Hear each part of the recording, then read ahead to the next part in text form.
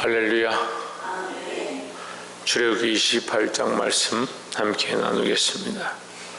28장에서 이 제사장의 옷에 대해서 하나님께서 일러주시고 있습니다. 자, 우리가 기억해야 될 것은 이런 옷들이 복잡하고 이 옷에 매는 것과 묶는 것들과 다른 보석들을 다 기록함으로 정말 이 말씀에 기록되어진 내용들대로만 만들어도 옷을 충분히 형상화할 수 있을 만큼 정확한 표현들이 되어 있습니다. 그런데 어떻게 보면 왜 이렇게 복잡하게 옷을 만들어서 입어야 하느냐 이렇게 생각할 수 있지만 결국 이것은 우리를 위한 것이다. 우리가 하나님 앞에 나아갈 때에 살 수 있는 방법이 뭐냐? 이 거룩한 옷을 입어야 한다라는 겁니다. 43절에서 우리가 보았듯이 그것들을 입어서 죄를 지어서 죽지 아니하리니 그와 그의 후손의 영원히 지킬 규례니라 했습니다. 하나님 앞에 우리가 죄인이고 죽을 수밖에 없지만 이 거룩한 옷을 입음으로 살 수 있다. 전체적으로 하면 옷만 입는 것이 아니고 자신을 위하여 번제를 드려야 하고 또한 거룩한 기름으로 발라야 하고 목욕하고 씻어서 정결케 해야 하고 그래서 머리끝부터 발끝까지 또한 그 마음과 생각과 그 모든 행위조차도 하나님의 정결하게 하고 나아가라. 왜 그러느냐? 하나님 거룩하시기 때문에 죄에 대해서 용납하지 않으신다라는 거죠. 근데 죄에 대해서 용납하지 않으시는 하나님께서 우리에게 한 길을 내시는데 그것은 옷을 입는 것이다. 그래서 이제 제사장들에게 옷을 입히셨다는 겁니다. 28장 1절에 너는 이스라엘 자손 중 내 형 아론과 그 아들들 곧 나답과 아비후와 엘라살과 이다말을 그와 함께 내게로 나오게 하여 나를 섬기는 제사장 직분을 행하게 하되. 하나님 앞에 섬기는 이 일을 하려면, 하나님 앞에 서려면 2절에 내 아론을 위하여, 내 형 아론을 위하여 거룩한 옷을 지어서 영화롭고 아름답게 할지니. 사람의 관점은 사실은 이런 옷을 입는다고 해서 영화롭고 아름답지는 않습니다. 시렁시렁하게 달고 입는다 그게 아름다운 게 아니죠. 그리고 남자가 이런 옷을 입는다 해서 아름답다라고 표현하는 것도 이상하죠. 근데 하나님은 그를 영화롭고 아름답다라고 보시는 겁니다. 3절에 너는 물은 마음에 지혜 있는 자 곧 내가 지혜로운 영으로 세운 자들에게 말하여 아론의 옷을 지어 그를 거룩하게 하여 내게 제사장 직분을 행하게 하라 했습니다. 그를 거룩하게 하는 방법이 뭐냐? 이 거룩한 옷을 지어서 그 옷을 입히는 것이다 했습니다. 그럼 이 거룩한 옷은 무엇을 상징하느냐? 아론이 거룩한 것이 아니라 그 옷이 거룩하고 아론이 온전한 것이 아니라 그 옷이 온전하다. 그래서 그 옷을 입을 때에 내가 그를 영화롭다고 하겠다 했습니다. 이 거룩한 옷은 예수 그리스도를 상징하는 겁니다. 우리가 온전치 않고 우리가 죄 중에 있기 때문에 우리가 하나님 앞에 나아갈 때 죽을 수밖에 없는 존재들임을 늘 기억해야 합니다. 그래서 하나님의 은혜로 살았습니다. 하나님의 은혜로 우리가 생명을 연장했고 하나님의 은혜로 영원한 소망을 얻었습니다. 그래서 하나님 앞에 나올 때마다 예수 그리스도로 옷 입어야 합니다. 근데 연약한 자들, 죄에 대해서 잘 깨닫지 못하고 하나님 앞에 잘 나아가지 못하는 자들이 예수 그리스도의 옷으로 덧입지 아니하고 자기 이름으로 자꾸 나아가는 겁니다. 처음에는 그리스도로 은혜를 입었고 죄사함을 얻었다라고 자신하고 살지만 살아가면서 나아갈 때마다 자기 공로로 자기 의로 하나님께 자꾸 나아가는 겁니다. 제사장이 한 번만 옷을 입고 그 다음에 입을 필요가 없다라고 하느냐? 그렇지 않습니다. 날마다 이것을 입어야 하고 특별히 하나님 앞에 나아갈 때는 더욱 거룩하게 해야 될 줄 믿습니다. 우리는 항상 우리의 공로로 하나님 앞에 갈 수 없다는 사실을 늘 기억해야 하고 모든 것들에 그리스도의 이름으로 덮어야 한다는 사실을 잊지 않기를 주 이름으로 축원합니다. 우리가 믿음이 깊어지고 말씀과 더 가까이 갈수록 깨달아 알아야 될 게 뭐냐? 우리가 우리 자신의 노력과 능력으로 하나님 앞에 갈 수 있는 것은 없다라는 거죠. 그래서 우리는 다 죄인이고 죽을 수밖에 없는 죄인이고 더 이미 죽었던 죄인들이다라는 겁니다. 이미 죽었던 죄인들이 예수 그리스도의 피로 씻음을 받아서 살림을 얻었으면 내 공로로 하나님 앞에 나아갈 수 있다라고 하는 게 뭐가 있겠습니까?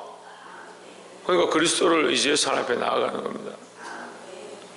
늘 이 사실을 잊지 않고 내가 하나님 앞에 나아갈 자격이 되지 않지만 하나님께서 그리스도의 그 이름과 그 보혈로 덮으셔서 나아가게 하시는 이 축복을 늘 기억하고 가시기를 주의 이름으로 축복합니다.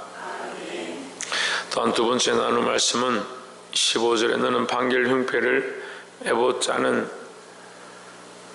법으로 금실과 청색 자색실 홍색실과 가늘게 꼰 배실로 공교히 쪄서 만들되 16절에 장광이 한 뼘씩 두 겹으로 내고 반듯하게 하고 그것에 네 줄로 보석을 물리되 첫 줄은 홍보석 항옥 녹조요 둘째 줄은 석류석 남보석 홍만호요 셋째 줄은 호박 백만호 자수정이요 넷째 줄은 녹보석 호만호 벽옥으로 다 금태에 물릴지니 했습니다. 자, 특별히 제사장이 입은 옷 가운데 앞에 이 가슴 쪽에 흉패를 만들어서 따로 이제 위로 어깨를 하고 밑으로 허리에 이렇게 묶게 되어 있는데 앞에 12보석을 달게 되어 있습니다.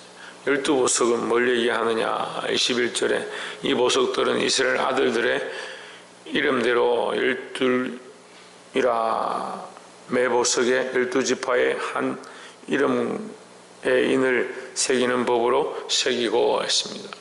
그 12보석에 각각의 백성들의 이름을 적는 겁니다. 그러니까 이 야곱의 12지파의 이름을 적는 거죠. 그러면 왜 이것을 적느냐? 하나님 앞에 나아갈 때 제 대제사장이 하나님 앞에 나아가지만 너희를 대표해서 나아가는 것이고 지금 이 12보석은 너희가 하나님 앞에 나아가는 이 모양이다라는 거죠. 그럼 결국 누가 하나님 앞에 서야 되냐? 우리 각자가 하나님 앞에 서야 된다는 거죠. 우리 모두가 하나님 앞에 나아가서 하나님 앞에 서야 될 것에 대해서 말씀하시는 겁니다. 근데 이 흉패의 이름이 뭐냐? 판결흉패다. 판결흉패. 판결흉패다. 판결은 오늘날 단어로 얘기하면 뭡니까? 심판이에요. 심판. 재판하는 흉패다라는 거예요. 재판하는. 하나님 앞에 재판하러 가는데 이 이름을 들고 나아가는 겁니다. 하나님 앞에 판결하러 가는데 재판하러 가는데 심판하러 가는데 이 12지파의 이름을 들고 간다는 거예요. 우리는 항상 두려워해야 되는 거예요. 하나님 앞에 나아가야 되고 하나님께서 우리를 보고 계시다는 사실을 기억해야 된다는 겁니다. 하나님 우리와 함께 하셔서 우리가 하나님과 함께 동행하는 것, 코람되어 하는 것, 이것이 기쁨이고 우리를 인도해 주시는 은혜이기도 하지만 한편으로는 하나님이 우리와 함께 하시고 우리 앞에 계시기 때문에 두렵고 떨리는 마음으로 살아야 한다는 겁니다. 자기 뜻대로 하는 것이 아니고 누가 판결하시는 대로, 하나님께서 판결하시는 대로, 하나님께서 결정하시는 대로, 하나님 원하시는 대로 이 12지파가 움직이는 겁니다. 그래서 이 12보석 뒤에 뭘 두느냐? 흉패 뒤에 우림과 둠밈을 두는 겁니다. 30절에 너는 우림과 둠밈을 그 판결 흉패 안에 넣어 아론은 여호와 앞에 들어갈 때 그 가슴에 있게 하라.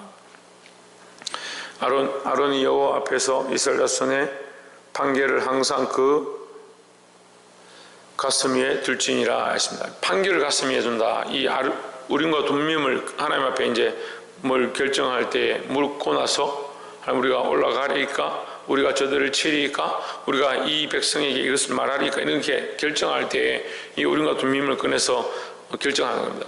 일종의 제비뽑기처럼 그렇게 결정하는 거죠. 근데 그것이 어디 있느냐? 이 12보석 뒤에 있다는. 그러면 이 12보석은 어떻게 움직여야 되느냐? 이 우림과 둠밈의 결정에 따라서 움직여야 된단 말이죠. 그러면 항상 이 백성들은 뭘 해야 되냐? 하나님께 묻는 것이 당연하다는 거죠. 그래서 다윗은 올라가면 계속 이깁니다. 근데 사울은 올라가면 계속 집니다. 왜 그렇습니까? 다윗은 올라갈 때마다 하나님 앞에 묻습니다. 아무리 작은 성이라도 하나님께 묻습니다. 하나님께 묻고 하나님께 기도하고 나서 하나님 뜻을 따라서 순종하는데 또 때로는 다윗이 실패할 때가 있죠. 그 올라가라 했는데 가서 치니까 오히려 당하게 될 때가 있습니다. 두 번이나 당합니다. 그런데도 하나님 앞에 다시 묻습니다. 이제는 올라가라. 그래서 하나님 앞에 순종해서 또 올라갑니다. 때로는 실패하고 때로는 우리에게 어려움이 있다 하더라도 우리는 계속 뭘 해야 되냐? 하나님께 묻고 하나님 뜻을 구하는 자들이 되어야 합니다.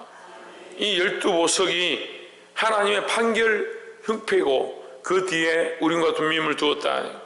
그 12백성, 이 이스라엘 모든 백성들이 하나님의 뜻을 따라 하나님 앞에 묻고 하나님의 결정을 순종했다라는 거죠.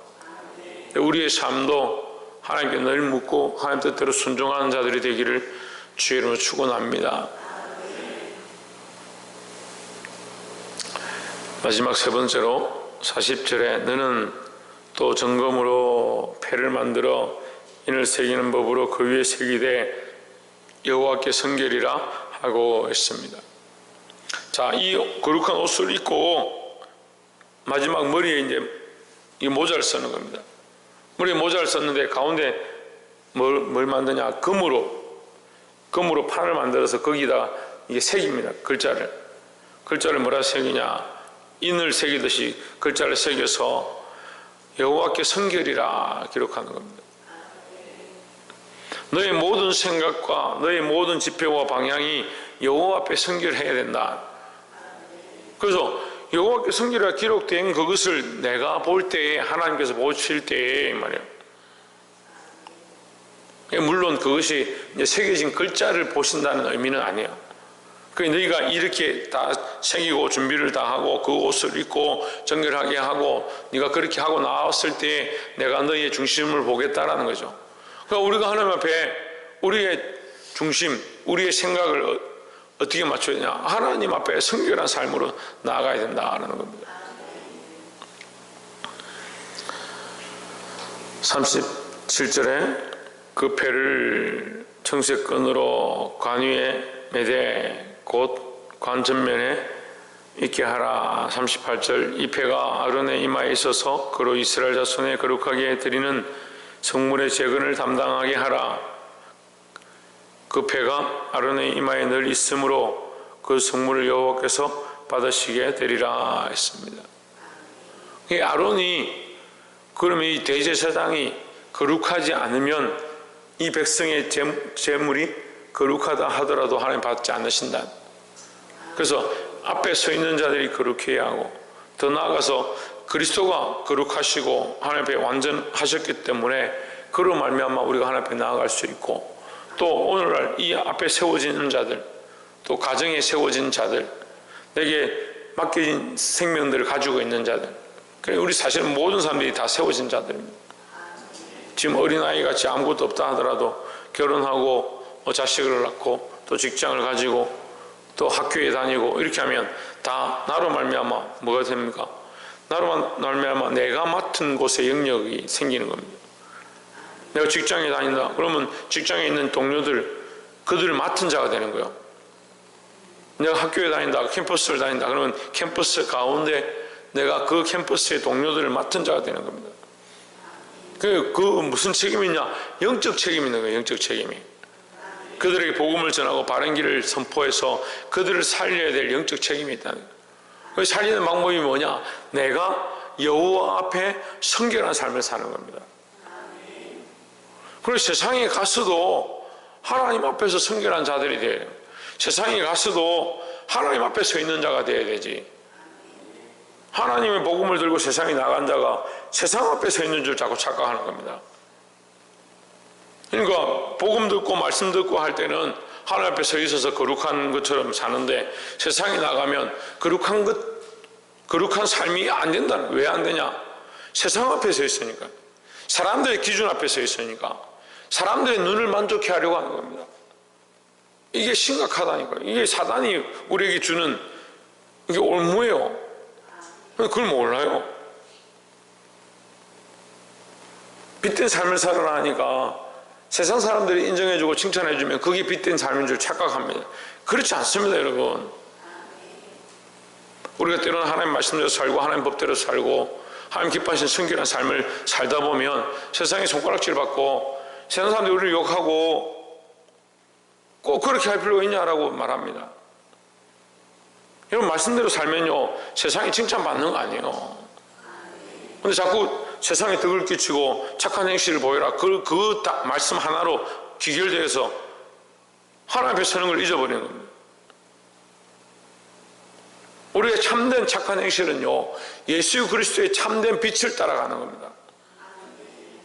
그러니까 때로는 예수님의 그 행하시는 행위가 상을 얻고 노끈으로 세직을 만들어서 치시는 이 모습이 볼 때 혈기 있는 자 같고 어떻게 저렇게 할 수 있냐 이해가 안 되고, 하지만 그 마음이 뭐냐, 하나님을 사랑하고 하나님의 전을 사랑하고 그 세상의 기준에서 맞지 않는 거예요. 하나님 앞에 선결한 자들, 하나님 말씀대로 사는 자들은 이 백성에 대해서 맞고 그들을 살려야 되고, 가정을 살리고 자녀들을 살리고 직장을 살리고 학업을 살려야 하는데, 이것이 때로는 세상에서는 세상의 이론은 맞지 않는 겁니다. 그런데 우리의 선을 자꾸 어디에 두냐, 세상의 기준에 두는 겁니다. 사람들이 저 참 착하다, 잘 참네, 뭐 속상해도 그냥 넘어가네, 그럼 그게 참 선한 거구나, 저 장로는 법 없이도 살 수 있겠네, 그런 말 들으면 참 저 사람 참 선하구나, 그런 착각하는데요 그렇지 않아요. 물론 우리가 될 수 있으면 그렇게 해야 하지만 더 중요한 게 뭐냐, 하나님의 선의 기준에 맞추는 거예요. 하나님의 성결의 기준에 맞추는 겁니다. 하나님의 뜻을 따라서 하나님 앞에 서 있다는 관점으로 거룩히 삶을 사는 것이지, 세상의 선을 쫓아가면 그건 거룩한 게 아니에요. 말씀을 맺겠습니다. 사랑하는 성도 여러분, 오늘 하나님께서 이 아론과 그의 자녀들에게 이 거룩한 옷을 해 입히십니다. 이것은 우리를 위한 것입니다. 우리가 하나님 앞에 나아갈 수 있는 유일한 방법이 뭐냐, 이 거룩한 옷을 입는 것이다 라고 하시고 있습니다. 성결한 것, 거룩한 것 하나님 기뻐하십니다. 그것은 다시 말하면 세상과 구별되어진 삶을 얘기합니다. 특별히 우리는 뭘 입어야 하느냐, 나의 삶은 온전치 않으니까 예수 그리스도로 옷 입어야 한다는 거죠. 예수 그리스도 옷 입었다면 내 공로가 아니라 하나님의 공로로 옷을 입었으니까 내 뜻대로 결정하는 것이 아니고 하나님의 뜻을 따라 순종하겠습니다. 이 백성의 이름들이 새겨진 것처럼 우리가 하나님의 뜻을 따라 순종하는 자의 삶을 살아야 하고, 특별히 늘 기억해야 될 것이 뭐냐, 이마에 여호와께 성결이라 새겨진 것처럼 우리의 모든 생각이 사람 앞에 성결한 것이 아니고 하나님 앞에 성결한 삶, 하나님 앞에 세워진 삶을 사는 저와 여러분 되시기를 주의 이름으로 축원합니다. 기도하겠습니다.